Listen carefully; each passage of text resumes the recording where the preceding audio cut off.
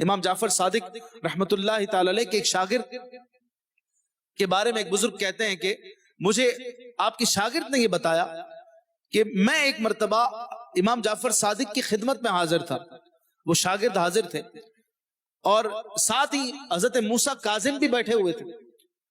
حضرت موسیٰ کاظم یہ امام جعفر کے بیٹے، اور امام جعفر اپنے بیٹے کو نصیحت کر رہے تھے، اور وہ شاگرد کہتے ہیں کہ چند باتیں جو میں یاد رکھ سکا وہ یہ ہیں کہ امام جعفر صادق نے فرمایا، اے بیٹے میری نصیحت قبول کر لو اور میری بات کو یاد رکھنا، اگر تم انہیں یاد نہ رکھو گے تو زندگی بری ہو جائے گی، اگر انہیں یاد رکھو گے تو زندگی اچھی گزرے گی اور تمہاری موت بھی قابل رشک ہوگی۔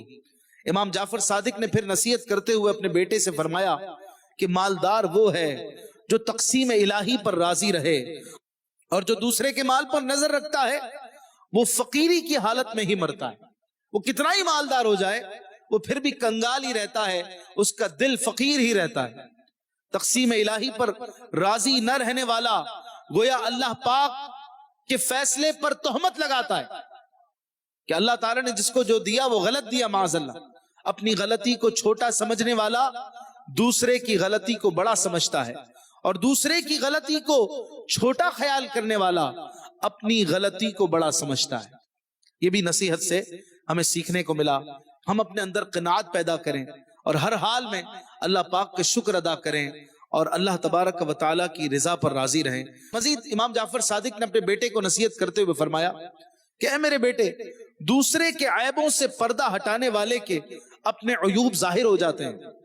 بغاوت کی تلوار بلند کرنے والا اسی سے قتل کر دیا جاتا ہے۔ کسی کے لیے گڑھا کھودنے والا خود ہی اس میں جا گرتا ہے۔ بے وقوفوں کی صحبت میں بیٹھنے والا حقیر اور ذلیل ہو جاتا ہے۔ علماء کی صحبت میں بیٹھنے والا عزت پاتا ہے۔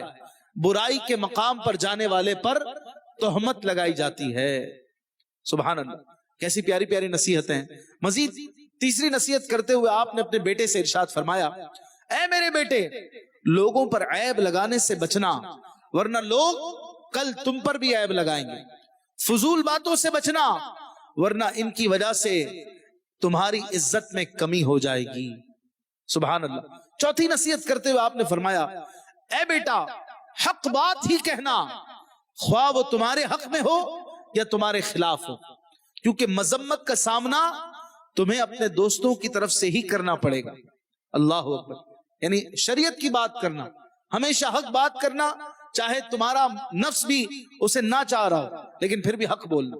پانچویں نصیحت کرتے ہوئے آپ فرماتے ہیں، اے میرے بیٹے، قرآن کی تلاوت کرتے رہنا، سلام کو عام کرنا، نیکی کا حکم دینا، برائی سے منع کرنا، جو تجھ سے تعلق توڑے تم اس سے رشتہ جوڑنا، جو تم سے بات نہ کرے تم اس سے بات کرنے میں پہل کرنا، جو تم سے مانگے اسے عطا کرنا، چغل خوری سے بچنا کہ یہ دلوں میں بغض پیدا کرتی ہے، لوگوں کے عیوب کے در پہ نہ ہونا کہ یہ چیز خود کو مذمت اور تہمت کا ہدف بنانے کے قائم مقام ہے۔ اللہ اکبر۔ امام جعفر صادق رحمت اللہ تعالی علیہ نے چھٹی نصیحت کرتے ہوئے اپنے بیٹے سے ارشاد فرمایا کہ بیٹا، اگر ملاقات کی تمنا ہو، کسی سے ملاقات کی تمنا ہو تو نیک لوگوں سے ملنا، نافرمانوں سے کبھی نہ ملنا۔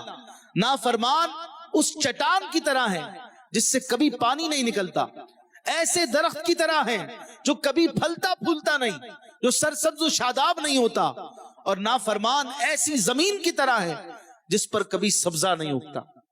سبحان اللہ۔ یہ وہ 6 نصیحتیں ہیں جو آپ رحمت اللہ تعالی علیہ نے اپنے بیٹے سے فرمائیں، اور یہ وہ نصیحتیں ہیں کہ جن کا اثر آپ کے بیٹے کی شخصیت میں نظر آتا ہے۔